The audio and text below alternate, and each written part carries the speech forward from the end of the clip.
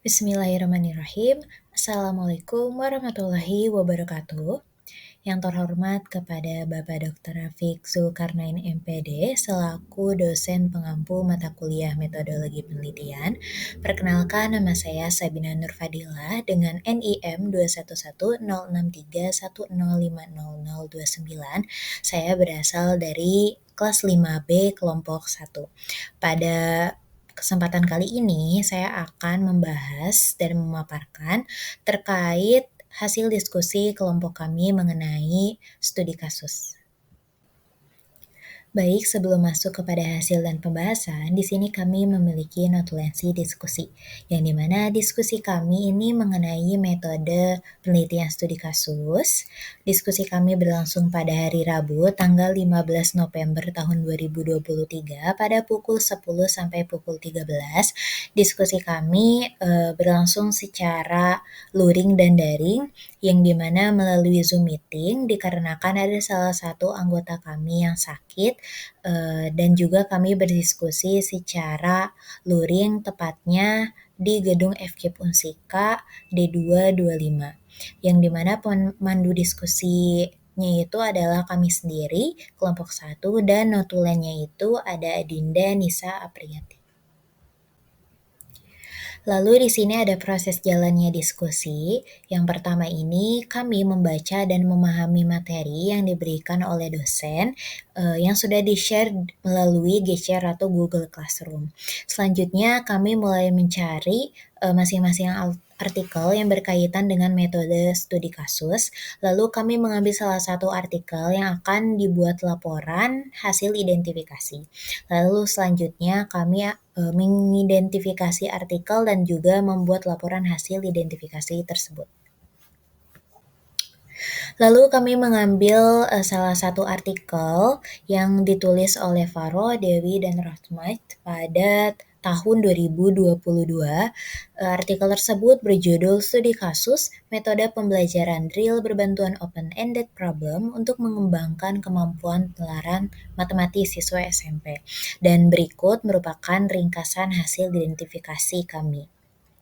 Yang pertama ini ada masalah penelitian, yang dimana dari artikel tersebut itu kemampuan penalaran matematis ini menjadi salah satu kemampuan yang harus dikuasai oleh siswa, namun siswa Indonesia ini masih tergolong rendah dalam penalaran matematis. Yang kedua ini jenis metode studi kasusnya ini yaitu instrumental tunggal atau single instrumental case study. Yang ketiga ini teknik pengumpulan datanya itu melalui observasi, hasil tes, dan juga wawancara. Lalu yang keempat ada teknik analisis data. Teknik analisis data yang digunakan ini adalah melalui penskoran. Yang kelima ada kesimpulan, yang dimana dari hasil penelitian tersebut siswa mengalami perkembangan kemampuan penalaran dari yang belum memenuhi beberapa indikator. Di akhir pembelajaran ini hanya tinggal beberapa siswa yang belum memenuhi indikator. Nah, jadi secara keseluruhan bahwa adanya peningkatan penguasaan indikator dari beberapa siswa. Selanjutnya ini hasil temuan penelitian ini menunjukkan bahwa beberapa siswa tidak memenuhi beberapa indikator kemampuan penalaran matematis yang disebabkan oleh kurangnya ketelitian dan pemahaman siswa terhadap materi SPLDV yang telah dijelaskan oleh guru pada pertemuan sebelumnya. Kami juga memeriksa dan mengidentifikasi kekeliruan pada studi kasus di artikel tersebut. Berdasarkan penerapan dari metode studi kasus tersebut, ini menunjukkan bahwa kami tidak menemukan kekeliruan, bahwa tidak ada bukti atau ciri-ciri yang jelas terkait kekeliruan dalam penerapan studi kasus. Nah, selanjutnya di sini kami ada dokumentasi diskusi yang dimana diskusi kami sedang melakukan identifikasi terkait artikel tersebut. Baik, selanjutnya kami memiliki berita acara diskusi yang dimana isinya itu Pada hari Rabu, tanggal 15 November tahun 2023, pukul 10.00 sampai 13.00, kelompok 1 telah melakukan diskusi mengenai metode studi kasus. Diskusi ini dilakukan melalui Zoom Meeting dan ruang D225 FK Unsika. Berikut hasil yang diperoleh dari proses diskusi. Yang pertama, setiap anggota telah membaca dan memahami bahan ajar yang tersedia di GCR. Yang kedua, setiap anggota telah memilih salah satu artikel untuk diidentifikasi. Yang ketiga, setiap anggota menjawab pertanyaan-pertanyaan sesuai dengan identifikasi. Dan yang keempat, membuat laporan hasil identifikasi dan juga notulensi diskusi. Berikut pertanyaan yang diajukan oleh dosen terkait artikel yang akan kami identifikasi. Kami mengidentifikasi yang pertama ini masalah penelitian, yang kedua adalah jenis studi kasus, yang ketiga teknik pengumpulan data, yang keempat ini teknik analisis data, dan yang kelima ini adalah simpulan dari artikel tersebut. Nah, setelah itu, apa yang menjadi temuan dan simpulkan mengenai penelitian studi kasus. Apakah terdapat kekeliruan dalam penerapan studi kasus? Jika iya, berikan penjelasannya, dan jika tidak, sertakan pula argumennya. Baik, selanjutnya kita masuk pada pembahasan inti kami, yaitu mengenai laporan hasil identifikasi.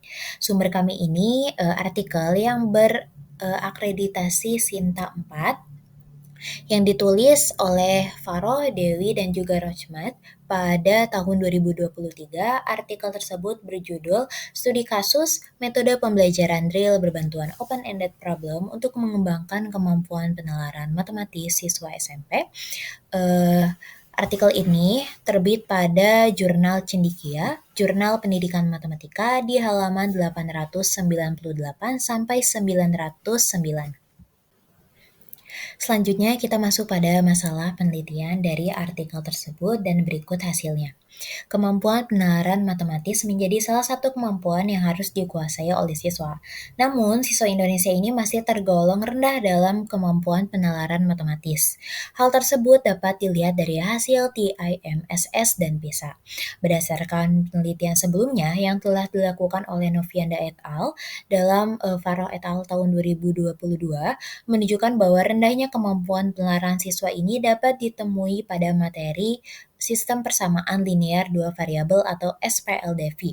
Menurut Mariani dan Setiawan dalam Faroh et al. Tahun 2022, siswa kurang teliti selama mengerjakan soal dan siswa juga kurang menguasai materi pendukung sebelumnya.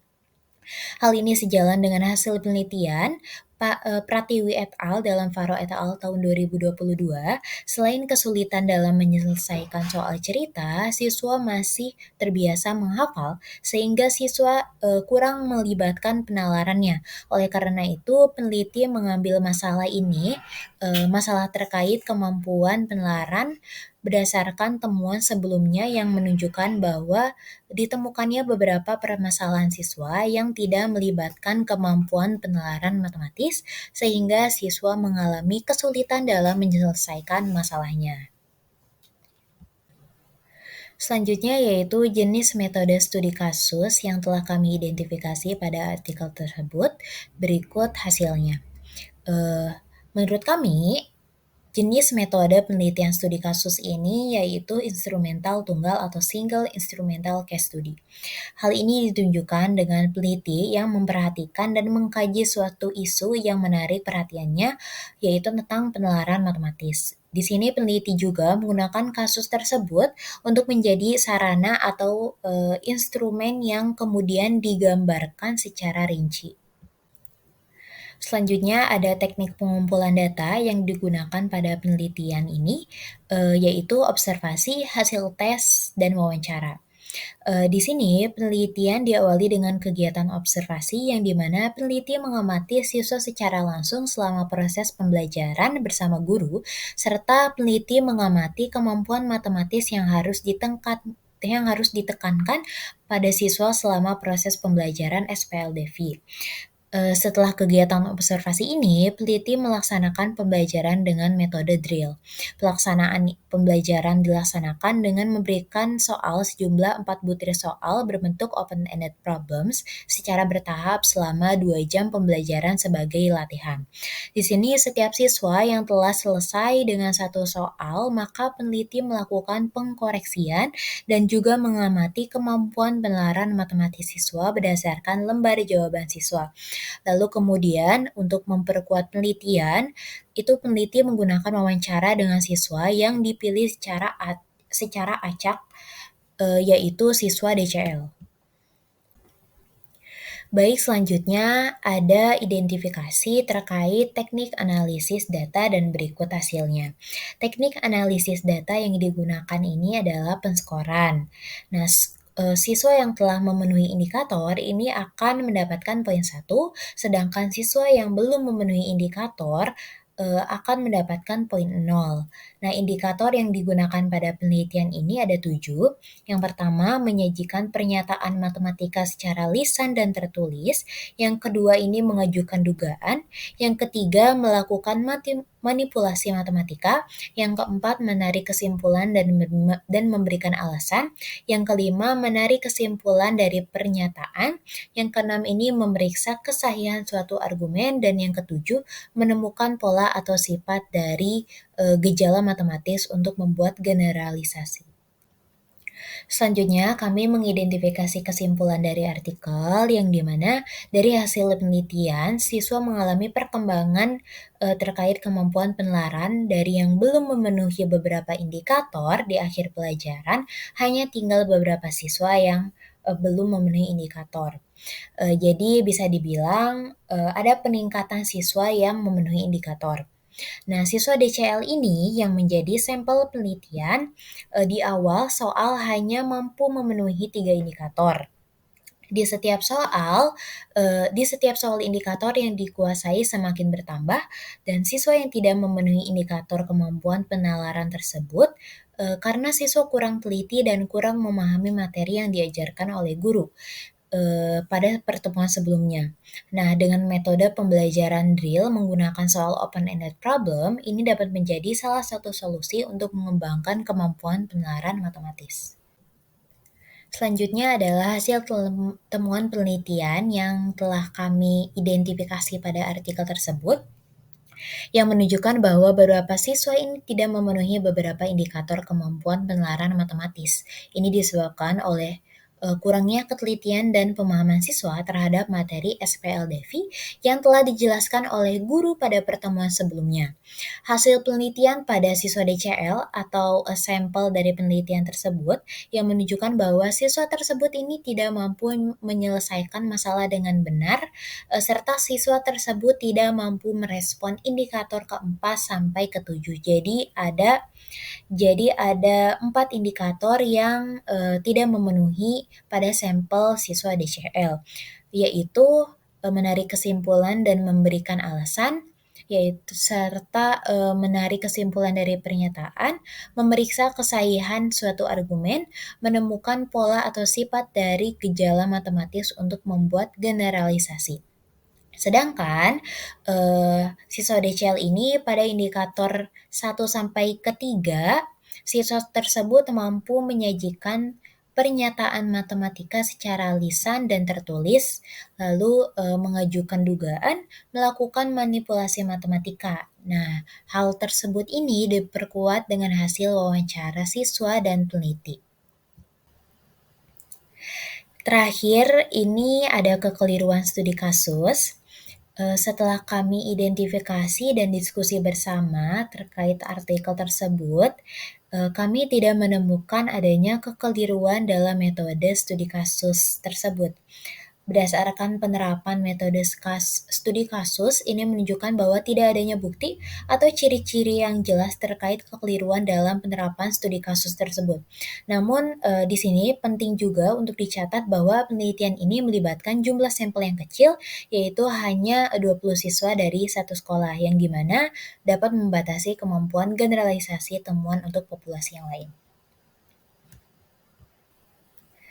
Demikian pembahasan yang dapat saya sampaikan mengenai metode studi kasus. Untuk pembahasan selanjutnya terkait fenomenologi itu akan dibahas oleh Adinda. Oke, selanjutnya yaitu adalah fenomenologi. Yang dimana fenomenologi ini akan membahas tentang uh, suatu penelitian yang berkaitan dengan fenomena yang ada di sekitar. Nah, untuk fenomenologi ini, kami mengambil literasi statistik matematis. Untuk fenomena yang mempengaruhi itu ada 4 faktor, yaitu lingkungan belajar, sikap siswa, metode pengajaran, dan juga pengetahuan dasar siswa. Nah, untuk permasalahan fenomena itu, siswa tuh kurang memiliki pengalaman belajar yang cukup mendalam dalam menginterpretasikan informasi statistika. Nah, selain itu juga guru jarang memberikan permasalahan yang nyata dalam proses pembelajaran di dalam kelas yang hanya terfokus pada teori semata. Kurangnya pemanfaatan model pembelajaran, minat serta motivasi belajar yang cenderung mendengarkan, menghafal, menyaring isi materi pembelajaran tanpa menemukan makna dan pemahamannya.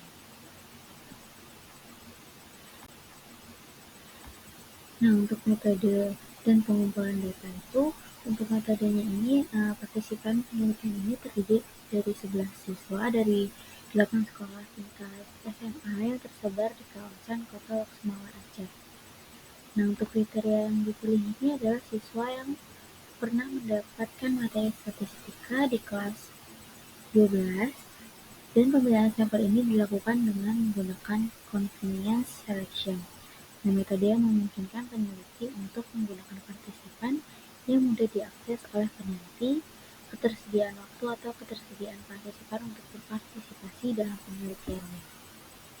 Nah, untuk pengumpulan datanya itu dilakukan melalui wawancara dan dilanjutkan dengan tes kemampuan literasi statistik pada siswa. Kemudian setelah dilakukan tes kemampuan literasi statistik, dilanjutkan dengan wawancara lagi untuk membahas hasil pengerjaan soal tes yang diberikan sehingga diperoleh informasi yang mendalam terhadap kondisi serta kemampuan literasi statistik siswa.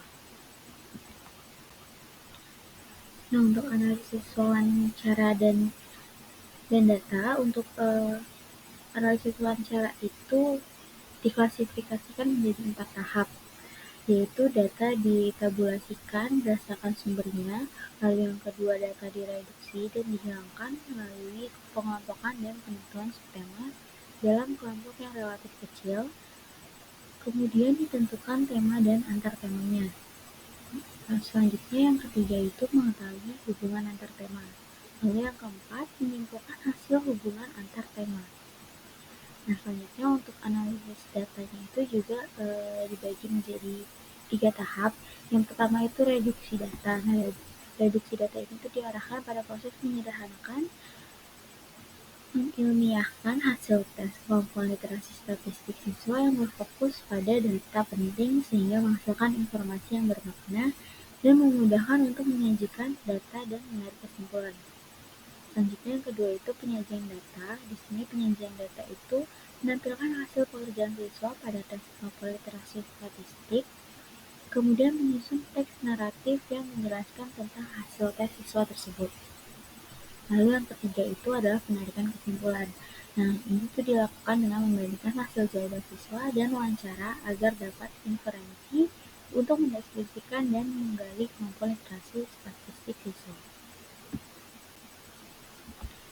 Nah, setelah dilakukan analisis tadi, terdapat 4 hasil analisis. Yang pertama terhadap persepsi siswa. Nah, untuk tabel di samping itu ada persepsi siswa mengenai materi yang termasuk ke dalam statistika dengan respon tema dan hubungan antar temanya. Jadi menurut tabel yang di samping, pertanyaan pembuka tentang materi yang termasuk ke dalam statistika memperoleh jawaban yang tak terduga dari siswa. Ada 3 kategori yang diperoleh. Yang pertama itu ada 5 dari 11 siswa mengetahui materi apa saja yang termasuk dalam statistika. Lalu kategori kedua ada 4 dari 11 siswa yang lupa materi yang terdapat dalam statistika setelah mereka membuka buku siswa baru bisa menyebutkan materi-materi yang terdapat dalam statistika. Nah, untuk kategori yang ketiga itu, siswa merasa asing dengan istilah statistika. Nah, hal ini membuktikan bahwa siswa tuh belum sepenuhnya mengetahui materi-materi dalam statistika walaupun pertanyaan ini sangat sederhana. Padahal siswa baru saja menyelesaikan materi statistika dan beberapa siswa sedang belajar materi statistika di tahap terakhir sebelum ujian semester. Nah, selanjutnya itu hasil analisis yang kedua mengenai implementasi literasi statistik. Nah, menurut tabel kedua yang di samping ini, pendapat siswa tentang implementasi literasi statistik itu diperoleh dua kategori. Yang pertama itu ada 6 siswa yang mengetahui implementasi literasi statistik. Dan yang kedua itu ada 5 siswa yang tidak mengetahui implementasi statistik dalam kehidupannya. Nah, untuk hasil analisis ketiga itu yang berhubungan dengan pelaksanaan pembelajaran statistika, seperti tabel di samping ya, secara umum pembelajaran berpusat pada guru, walaupun ada diskusi kelompok antar siswa, namun tidak terarah. Siswa masih sangat bergantung pada guru dalam proses pembelajaran.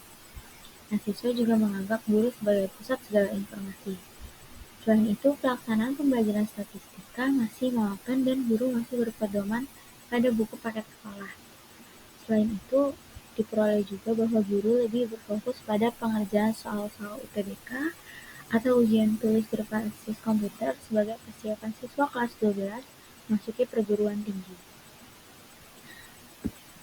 Nah, untuk hasil analisis yang terakhir, yaitu hasil analisis yang keempat, yang berkaitan dengan hambatan siswa dalam mempelajari statistika, itu seperti dilihat pada tabel di samping bahwa persepsi siswa tentang mempelajari statistika di mana kendala tersebut diperoleh secara tidak langsung dari hasil wawancara siswa sebelum dan sesudah melakukan soal tes kemampuan literasi siswa.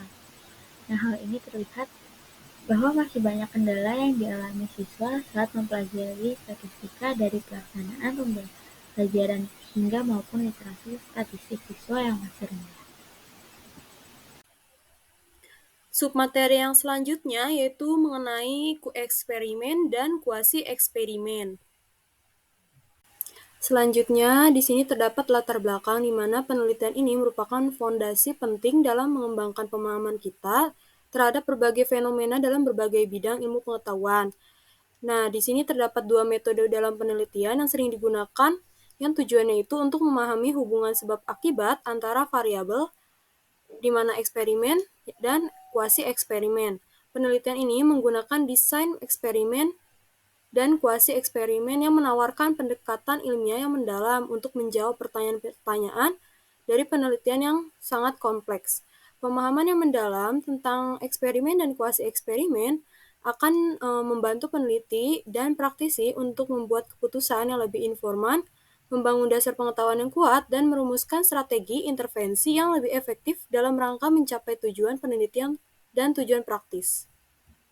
Selanjutnya di sini terdapat rumusan masalah di mana berdasarkan latar belakang tersebut dapat dibuat rumusan masalah, yaitu bagaimana pengertian, karakteristik, tujuan, desain, serta langkah-langkah dari penelitian eksperimen dan kuasi eksperimen.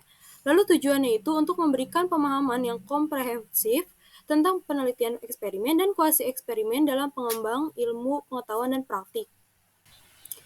Selanjutnya terdapat definisi dari eksperimen, di mana eksperimen itu yang disebut sebagai percobaan atau disebut juga eksperimen dan dalam bahasa Latinnya experiri yang berarti menguji coba. Merupakan suatu set tindakan dari pengamatan yang dilakukan untuk mengecek atau menyalahkan hipotesis atau mengenali hubungan sebab akibat antara gejala. Di sini terdapat penelitian dari So dan McLean dalam Saudulo, di mana penelitian ini adalah suatu penelitian yang di dalamnya itu ditemukan minimal satu variabel yang dimanipulasi untuk mempelajari hubungan sebab akibat. Nah, selanjutnya terdapat definisi dari kuasi eksperimen, di mana didefinisikan sebagai eksperimen yang memiliki perlakuan, pengukuran dampak, unit eksperimen namun tidak menggunakan penugasan acak untuk menciptakan perbandingan dalam rangka menyimpulkan perubahan yang disebabkan perlakuan.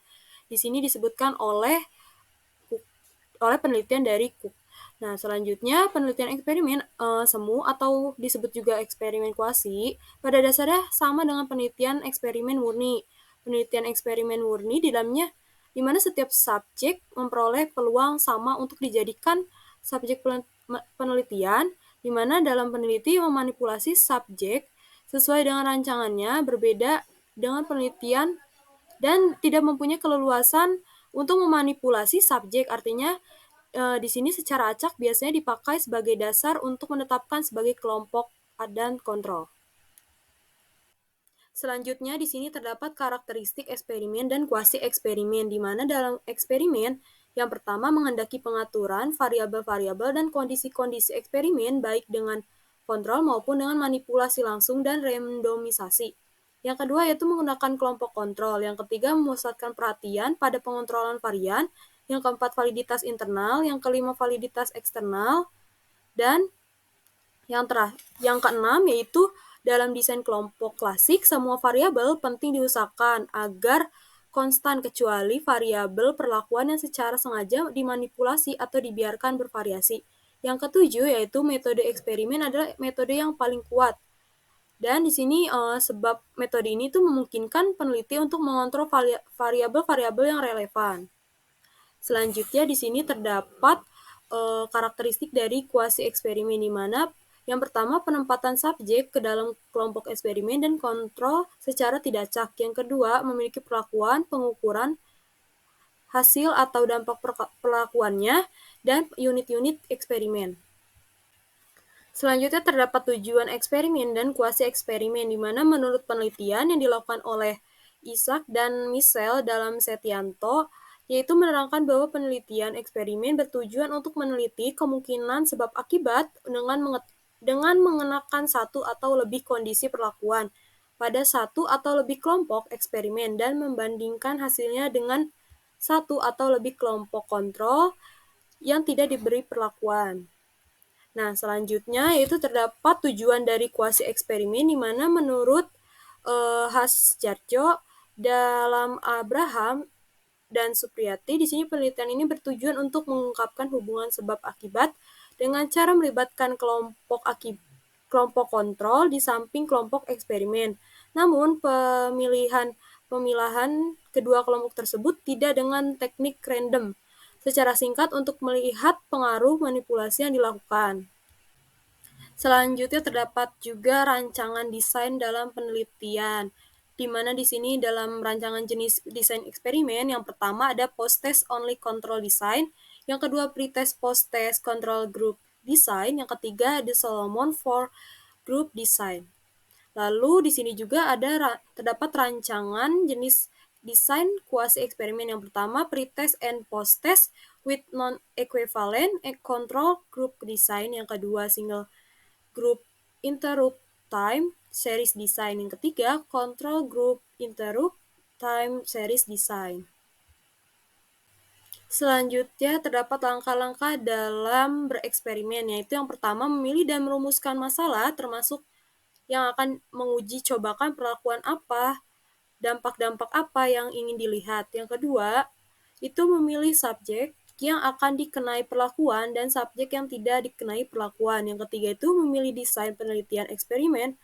Dan yang keempatnya, mengembangkan instrumen pengukuran atau instrumen untuk mengumpulkan data. Selanjutnya langkah yang kelima melaksanakan prosedur penelitian dan pengumpulan data.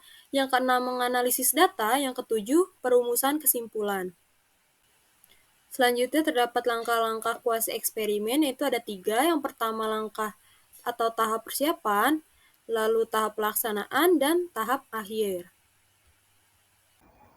Assalamualaikum warahmatullahi wabarakatuh. Yang terhormat Bapak Dr. Rafiq Zulkarnain MPD, selaku dosen pengampu pada mata kuliah Metodologi Penelitian, saya Widya Trindarti dengan NPM 2110631050042.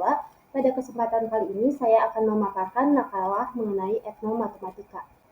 Pendahuluan. Yang pertama adalah latar belakang. Matematika merupakan ilmu yang bersifat universal yang mendasari perkembangan teknologi modern. Artinya, matematika mempunyai peranan yang sangat penting dalam berbagai disiplin ilmu serta memajukan daya pikir manusia.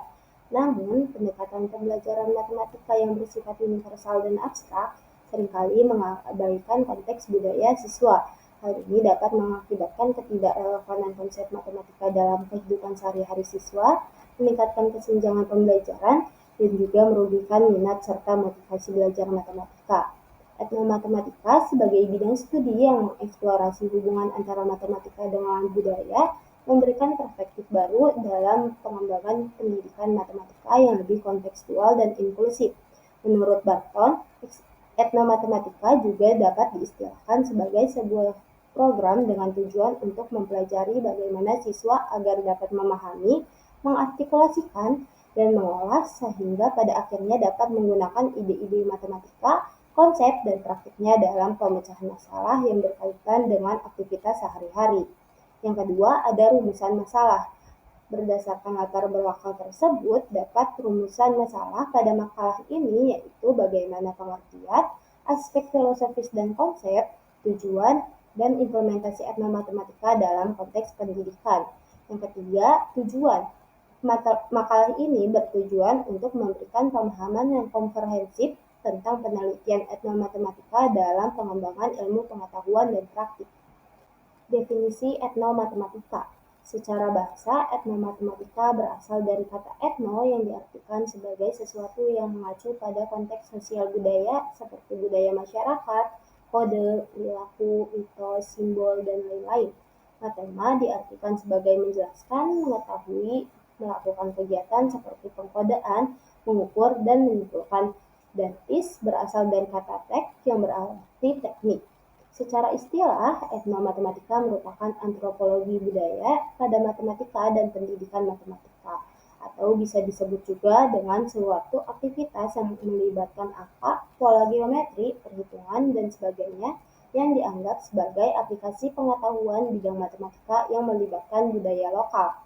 D'Ambrosio, yang merupakan seorang matematikawan Brazil, mendefinisikan etnomatematika sebagai cara menggunakan matematika oleh kelompok budaya yang berbeda. Menurut Wahyuni, etnomatematika merupakan cara-cara khusus yang digunakan oleh suatu kelompok budaya atau masyarakat tertentu dalam aktivitas matematika. Dalam hal ini, aktivitas matematika mencakup proses pengabstraksian dari pengalaman sehari-hari ke dalam matematika ataupun sebaliknya, yang meliputi aktivitas mengelompokkan, mengukur, berhitung, membuat pola, merancang bangunan, membilang, permainan, dan sebagainya. Aspek filosofis dan landasan konsep etnomatematika. Etnomatematika adalah bidang matematika yang luas karena tidak hanya mencakup aspek matematika tetapi juga aspek budaya. Secara sederhana, kajian matematika adalah melihat bagaimana bentuk-bentuk matematika seperti simbolis, mengukur, dan membandingkan. Namun pada konsep budaya tertentu, baik dalam bentuk simbol-simbol budaya maupun artefak budaya dan tidak menutup kemungkinan dalam bentuk nilai dan moralitas tertentu. Pandangan filosofis pada kajian etnomatematika adalah bahwa matematika bukan suatu bidang kajian yang sempit. Matematika adalah suatu kajian yang luas dan harus dilihat secara menyeluruh. Makna matematika harus diperluas sehingga pemahamannya tidak terjebak pada pemaknaan dan materi yang hanya ada pada buku teks belaka. Bentuk-bentuk lain dari matematika harus dieksplorasi sehingga penelusuran sistem budaya tertentu dan penafsirannya perlu digali untuk bisa melihat berbagai bentuk matematika yang lain. Tujuan etnomatematika.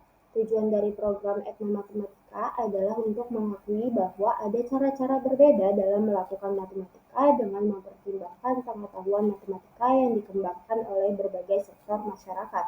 Tujuan mempelajari etnomatematika adalah memahami hubungan antara matematika dan budaya, sehingga siswa dan masyarakat memiliki persepsi matematika lebih tepat dan lebih mudah dipahami.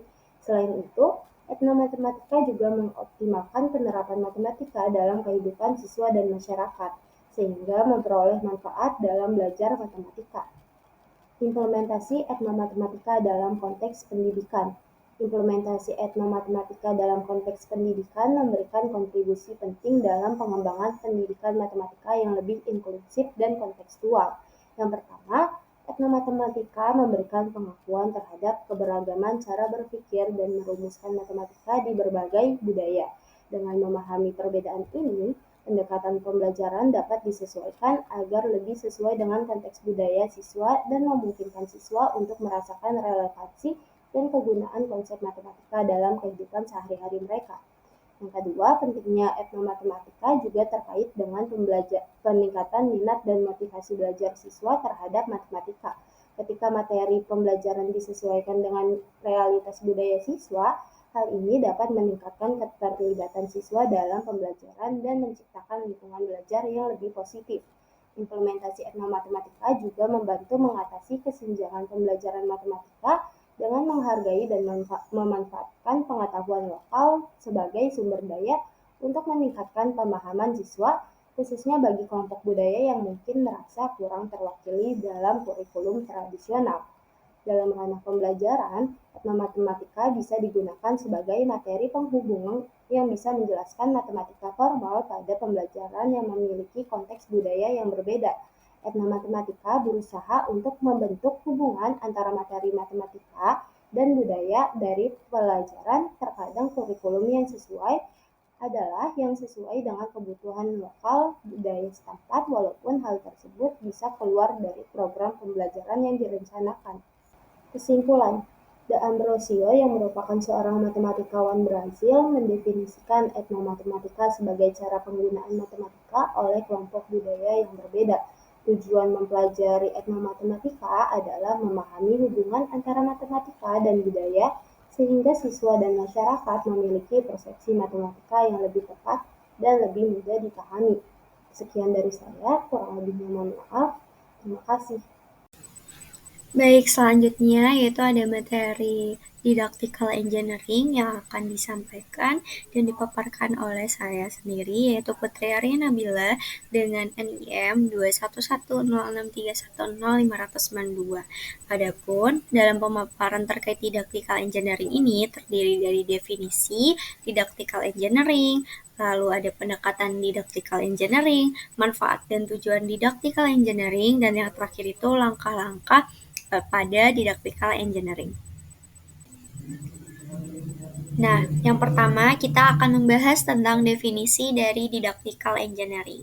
Didactical Engineering atau juga dikenal dengan rekayasa didaktis itu memuat beberapa definisi menurut para ahli.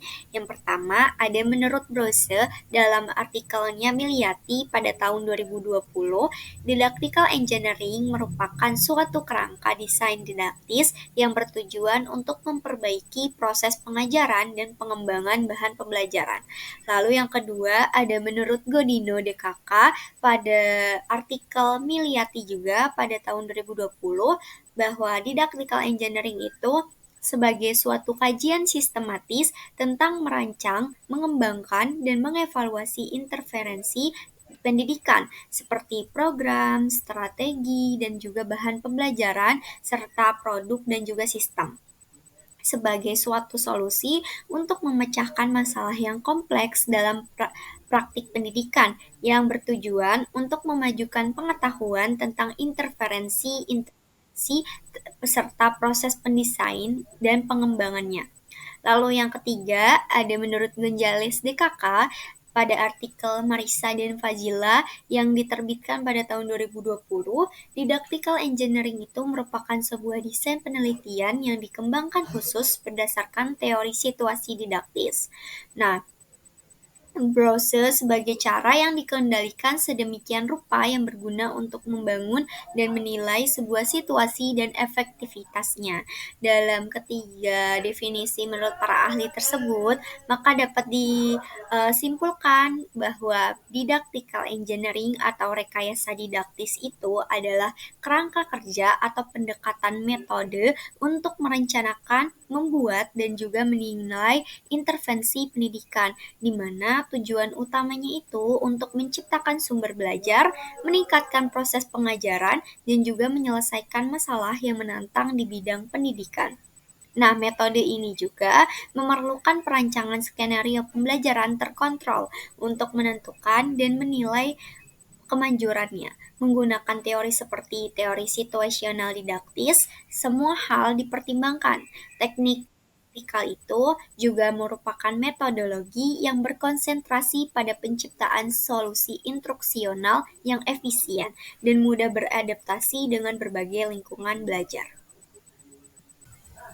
Selanjutnya, kita akan membahas tentang pendekatan didactical engineering. Terdapat beberapa pendekatan atau konsep yang digunakan dalam merancang dan juga mengembangkan intervensi pendidikan, yang dimana beberapa di antaranya itu akan melibatkan teori-teori dan juga kerangka kerja yang mendalam. Beberapa pendekatan yang terdapat dalam didactical engineering itu ada 8 pendekatan. Yang pertama, ada teori situasi didaktis Brose. Lalu yang kedua, desain instruksional. Ketiga, model pembelajaran. Yang keempat, pembelajaran berbasis penelitian. Yang kelima, pendekatan konstruksivisme. Keenam, pembelajaran berbasis kompetensi.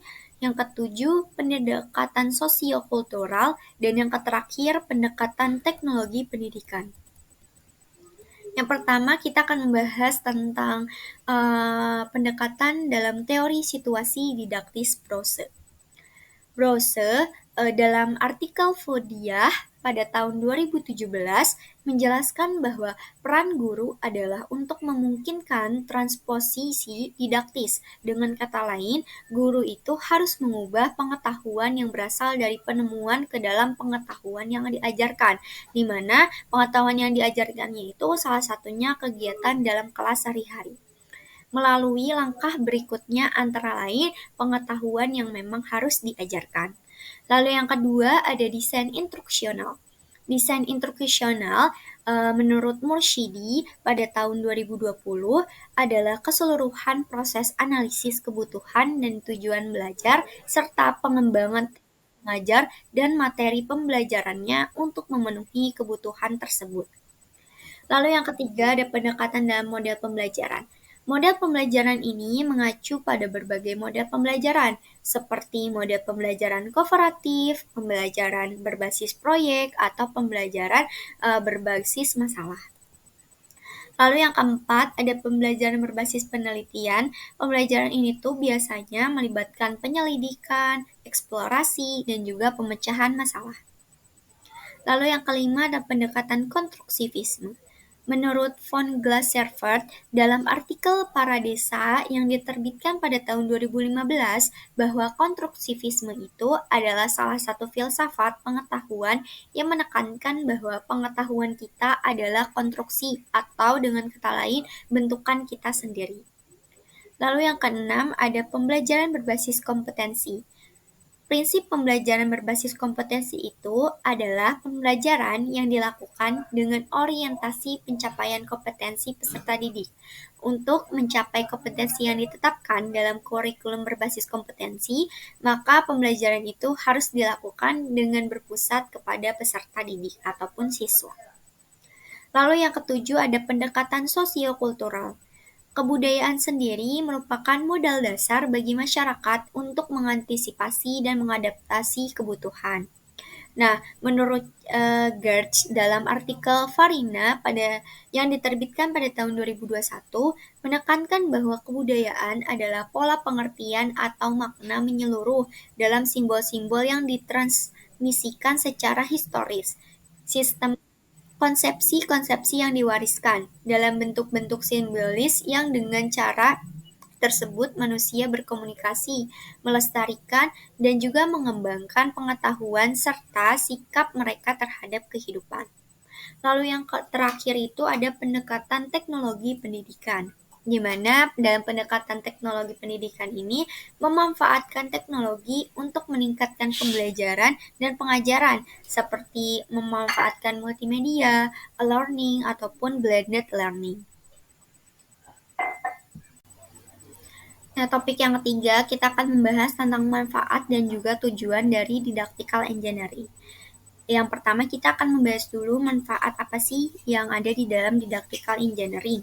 Nah, didactical engineering dalam pendidikan matematika membantu merancang metode pengajaran yang lebih efektif, terus juga untuk mengidentifikasi hambatan pemahaman siswa dan menciptakan lingkungan pembelajaran yang bisa memfasilitasi pemahaman konsep matematika yang lebih baik. Nah, hal ini memungkinkan pendidik untuk mengembangkan strategi pengajaran yang lebih relevan dan juga bakal menarik bagi si siswa, mempromosikan pemahaman yang lebih mendalam, dan serta meningkatkan minat mereka terhadap matematika. Lalu yang kedua, kita akan membahas tentang tujuan dari didactical engineering. Nah, menurut Perrin Glorian dalam membedakan dua jenis didactical engineering itu ada dua. Yang pertama, didactical engineering untuk penelitian. Jadi didactical engineering untuk penelitian itu tujuannya menghasilkan hasil penelitian dengan eksperimen tergantung pada pertanyaan penelitian, tanpa mengkhawatirkan kemungkinan penyebaran yang lebih luas dari skenario yang digunakan. Lalu yang kedua ada didactical engineering untuk pengembangan dan pelatihan, di mana didactical engineering untuk pengembangan dan pelatihan ini tujuan utamanya itu menghasilkan sumber daya untuk guru dan pelatihan guru. Meskipun didactical engineering itu tidak seragam, karena perubahan yang telah diperkenalkan, beberapa kepekaan tetap ada, di mana kepekaan epistemologi. Kepekaan epistemologi ini biasanya dinyatakan atau tidak dalam hal situasi fundamental. Lalu penekanan pada tugas-tugas membangun dan juga kepedulian terhadap organisasi lingkungan yang menawarkan potensi didaktik yang kuat. Lalu peran kunci yang dimainkan oleh analisis a priori dan juga wawasan tentang proses validasinya. Nah, didactical engineering juga bertujuan untuk menyelidiki pengembangan profesional guru dengan fokus khusus pada pekerjaan guru dengan sumber daya. Dan didactical engineering juga ini itu dipahami sebagai desain dan juga evaluasi urutan pengajaran matematika yang dibenarkan secara teoretis dengan tujuan untuk memicu munculnya beberapa fenomena pendidikan dan untuk mengembangkan sumber daya pengajaran yang telah teruji secara ilmiah. Pada topik yang keempat, kita akan membahas tentang langkah-langkah didactical engineering. Menurut arti gue, pada tahun 1989, didactical engineering itu membahas studi kasus di mana ada 4 fase. Ada fase pertama, fase kedua, fase ketiga, dan juga fase keempat. Nah, dalam fase pertama itu disebut juga dengan analisis pendahuluan, di mana fase pertama ini mencakup pertanyaan epistemologi tentang konten matematika yang dipertaruhkan dan perlunya memperkenalkan di sekolah, dan juga studi tentang kondisi dan kendala yang ditawarkan oleh lembaga tempat proses belajar mengajar dilakukan. Pada langkah pertama, yang penting itu adanya hipotesis penelitian yang dirumuskan dan juga yang diajarkan akan dipelajari dan juga dipertanyakan. Biasanya mempertimbangkan berbagai jenis fenomena didaktik hipotesis yang terlibat. Nah, pada fase pertama ini, hasil penelitian sebelumnya dapat diinvestasikan kembali atau dengan kata lain adanya penelitian terdahulu. Lalu fase kedua ini menyangkut tentang desain dan juga analisis a priori. Fase ini sesuai dengan pernyataan tentang bagaimana konten yang dipertaruhkan, dipertimbangkan, atau dimodelkan dalam penelitian didaktik. Tingkat matematis dan didaktik dapat dibedakan, di mana yang pertama itu adanya pendefinisian dan juga pengkategorisasi konten atau yang sering disebut dengan analisis matematis. Dan kemudian mengusulkan bagaimana memunculkannya dari pertanyaan problematis dalam serangkaian situasi konkret atau dengan kata lain analisis didaktik. Dalam kerangka teoritis yang dipertimbangkan di sini itu analisis akan dilakukan dan kaitannya dengan situasi matematika dan juga didaktis atau TDS atau praksiologi matematika dan juga didaktik ATD. Analisis ini tuh bertujuan untuk memprediksi kemungkinan reaksi siswa, tetapi tidak hanya reaksi siswa, ini juga bertujuan untuk memahami signifikansi dalam hubungan dengan berbagai makna pengetahuan yang dipertaruhkan, di mana yang pengetahuan yang dipertaruhkannya itu yaitu tujuan pembelajarannya. Fase ketiga meliputi pelaksanaan proses didaktik yang telah dirancang sebelumnya, seperti observasi dan juga pengumpulan data. Pada tingkat eksperimental ini, analisis in vivo biasanya dikembangkan ketika menafsirkan secara real-time atau langsung setelahnya apa yang terjadi di dalam kelas. Lalu fase keempat atau fase terakhir yaitu analisis a posteriori. Analisis a posteriori ini merupakan puncak dari proses didactical engineering, di mana disusun dalam hal kontras, validasi dan pengembangan hipotesis penelitian, dan usulan desain dari tahap sebelumnya. Biasanya sering mengarah pada perumusan masalah baru yang berkaitan dengan penelitian mendasar dan juga pengembangan dari pengajarannya.